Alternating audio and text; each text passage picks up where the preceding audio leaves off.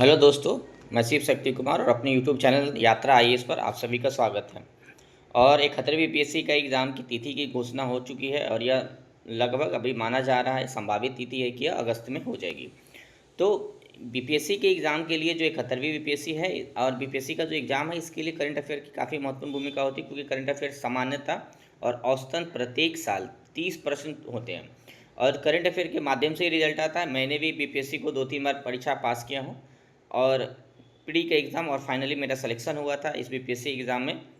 तो बीपीएससी के लिए करंट अफेयर काफ़ी महत्वपूर्ण हो जाता है और इसलिए करंट अफेयर की एक सारगर्भित तैयारी होना चाहिए ताकि आप इस एग्ज़ाम को क्रैक कर पाएँ। तो इसी को ध्यान में रखते हुए मैं बीपीएससी 71वीं बीपीएससी के लिए करंट अफेयर का सीरीज लाया हूँ और तत्काल अभी बिहार करंट अफेयर को मैं इस वीडियो के माध्यम से आप लोगों को बताने जा रहा हूँ। और यह जो बिहार का करंट अफेयर है जनवरी 2025 में 25 महीने का है, यानी जनवरी महीने का करंट अफेयर है जिस पर हम चर्चा करेंगे। तो चलिए अपनी इस सीरीज में शुरुआत करते हैं। पहला जो हमारा करंट अफेयर है कि बिहार के 42वें राज्यपाल कौन बने हैं।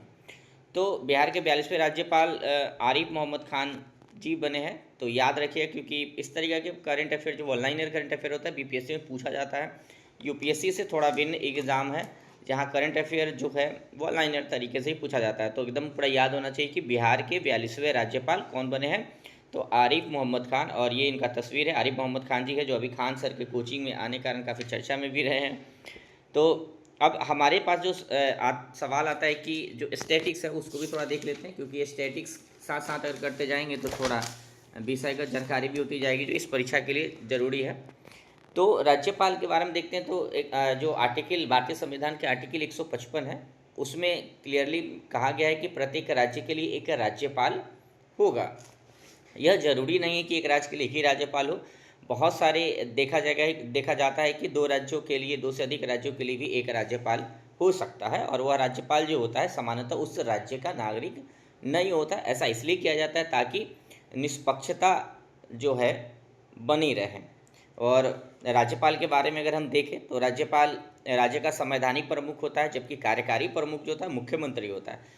तो जिस तरीक़े से भारत का संवैधानिक प्रमुख जो होता है राष्ट्रपति होते हैं, उसी प्रकार राज्य में राज्यपाल जो होते हैं संवैधानिक प्रमुख होते हैं। और इनकी जो नियुक्ति होती है भारत के राष्ट्रपति द्वारा किया जाता है और इनका कार्यकाल सामान्यतः 5 वर्ष का होता है। लेकिन यह राष्ट्रपति के प्रसाद पर्यंत अपने पद पर पदासीन होते हैं।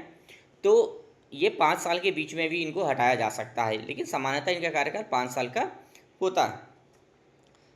आगे देख लेते हैं। तो ये औपचारिक और नामात्मक प्रमुख होते हैं। इनकी जो आयु होनी चाहिए कि कोई व्यक्ति अगर राज्यपाल बनना चाहता है तो उनका जो न्यूनतम आयु होना चाहिए वो 35 वर्ष का होना चाहिए। और इसी से जुड़ा एक महत्वपूर्ण प्रश्न आता है कि बिहार के प्रथम राज्यपाल कौन थे। तो बिहार के प्रथम राज्यपाल जयराम दास दौलत राम जी थे, जिनका कार्यकाल 15 अगस्त 1947 से 11 जनवरी 1948 तक था। तो याद रखिएगा बिहार के पहले राज्यपाल कौन थे, जयराम दास दौलत राम। 2-3 बार अभी तक बीपीएससी के पीटी में इस तरीके के प्रश्न पूछा जा चुका है। हमारे सामने एक दूसरा महत्वपूर्ण करंट अफेयर है कि ब्रिटेन के रॉयल मिंट ने जॉर्ज ऑरवेल, वहाँ जॉर्ज ऑरवेल लिख लीजिएगा, जॉर्ज ऑरवेल को सम्मानित किया है। तो जॉर्ज जो ऑरवेल है उनको यह सम्मान उनके 75वें पुण्यतिथि पर दिया गया है। यहाँ लिखने में दिक्कत हुई है थोड़ा, तो मैं उसको बाद में सुधार लूँगा अगले अपने वीडियो से। तो देखेंगे कि जॉर्ज ऑरवेल है, उनकी जो 75वीं पुण्यतिथि है उन पर उन्हीं पुण्यतिथि के उपलक्ष्य में उनको यह सम्मानित किया गया और इस सम्मान में 2 पाउंड का एक सिक्का जारी किया गया है और उस सिक्के पर जॉर्ज ऑरवेल की विरासत भी अंकित किया गया है। तो एक सवाल हमारे मन में आता है कि जॉर्ज ऑरवेल के बारे में हम क्यों पढ़े, क्योंकि वो एक ब्रिटिश उपन्यासकार थे और उनका जो देहांत है 1950 के करीब हो गया था।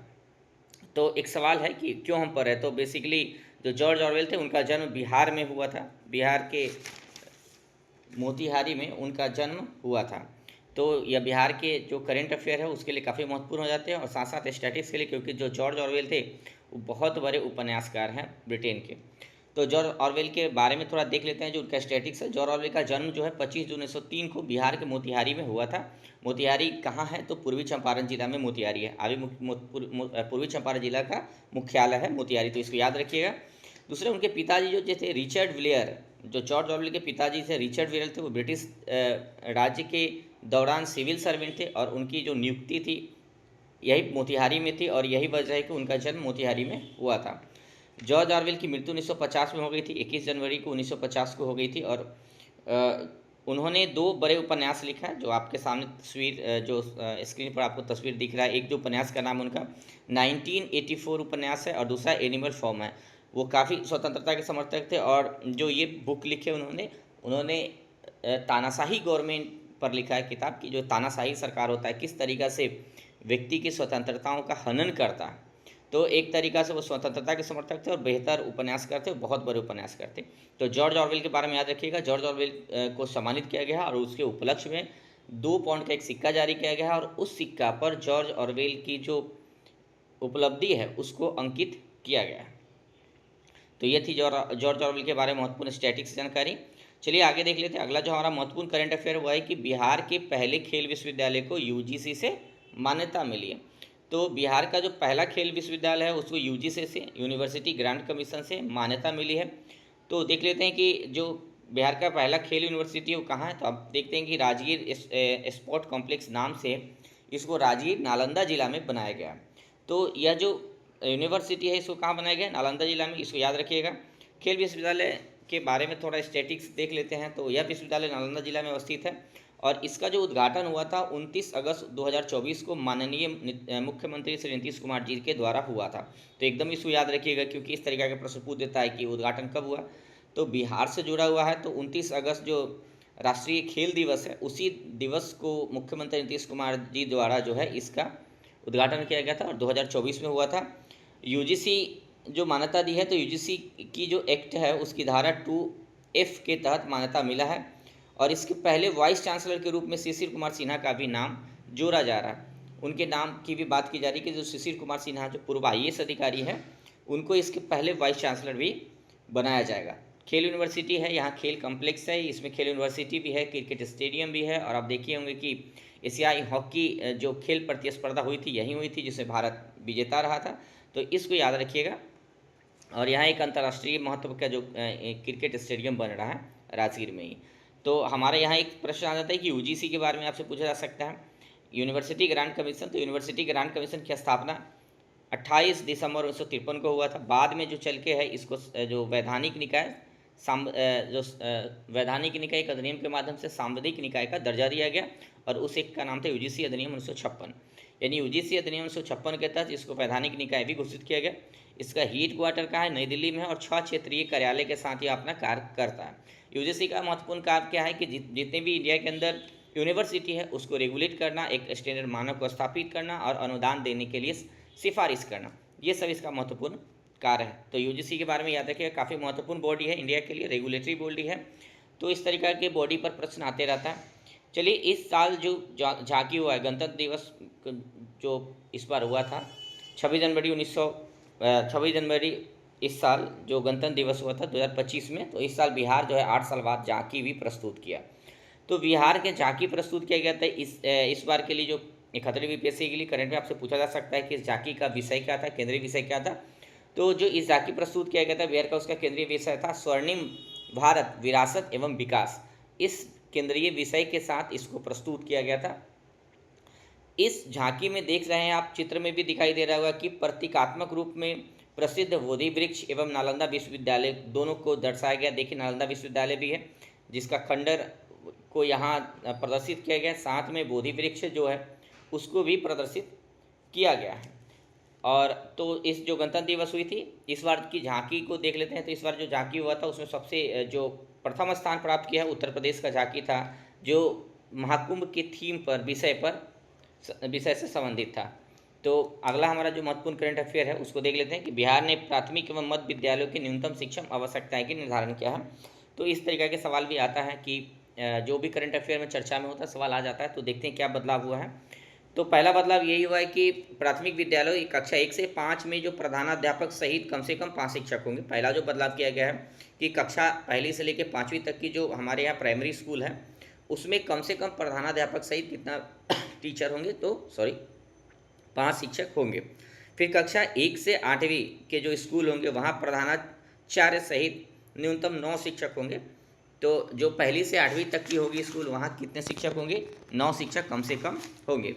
इसमें एक और रेगुलेशन जो निर्धारित किया गया है वह यह है कि एक से अगर 120 छात्र हैं तो उस विद्यालय में 5 शिक्षक अनिवार्यता होना ही चाहिए। अगर एक से लेकर 120 टीचर उस 120 जो छात्र है उसके बीच में 80 भी हो सकता है, 100 भी हो सकता है, तो कम से कम 5 शिक्षक वहाँ अनिवार्य होता है। अगर 121 से 150 के बीच में तो 6 शिक्षक अनिवार्य होंगे, और 150 से भी अगर ज़्यादा विद्यार्थी है तो वहाँ प्रत्येक छात्र पर एक अतिरिक्त शिक्षक की नियुक्ति की जाएगी। यह नया रेगुलेशन है। साथ में देखें कि 6 से 8 तक के जो छात्र हैं उसमें 105 से अधिक प्रत्येक 35 विद्यार्थियों के लिए अतिरिक्त शिक्षक की नियुक्ति की जाएगी। यहाँ हमारा एक महत्वपूर्ण जो स्टैटिक्स आ जाता है, ये तो महत्वपूर्ण बदलाव थे। स्टैटिक्स आ जाता है कि शिक्षा के बारे में, तो शिक्षा को देखेंगे कि जो अभी भारतीय संविधान के जो 7वीं अनुसूची है उसमें 3 प्रकार की सूची दर्ज है। एक के तो है संघीय सूची है, राज्य सूची है और समवर्ती सूची है। तो शिक्षा जो है समवर्ती सूची के अधीन आता है। 42वां संविधान संशोधन जब हुआ था उसी के तहत शिक्षा सहित 5 विषयों को समवर्ती सूची में डाल दिया गया था। जैसा कि आप जानते हैं कि समवर्ती सूची के जो विषय हैं उस पर केंद्र की जो संसद है, केंद्रीय संसद है या राज्य की विधायिका है, दोनों भी इस पर कानून बना सकती है। तो शिक्षा जो कि मूल संविधान में अगर देखेंगे तो संविधान लागू हुआ था 1950 में, तो उस समय शिक्षा राज्य सूची का विषय था, लेकिन बाद में इसको क्या किया गया, समवर्ती सूची में डाल दिया गया। तो इसको भी याद रखिएगा। अब एक बात जानते होंगे, जो पंचायती राज अधिनियम आया था उसके तहत जो शिक्षा है उसको भी स्थानीय प्रशासन, जो ग्रामीण प्रशासन है उसके अंदर लाया गया है। लेकिन वह कब तक की शिक्षा है, तो पहली से लेकर 8वीं क्लास तक की जो शिक्षा है उसको स्थानीय निकाय के तहत संचालित किया जाता है। उसका रेगुलेटरी जो है स्थानीय निकाय है।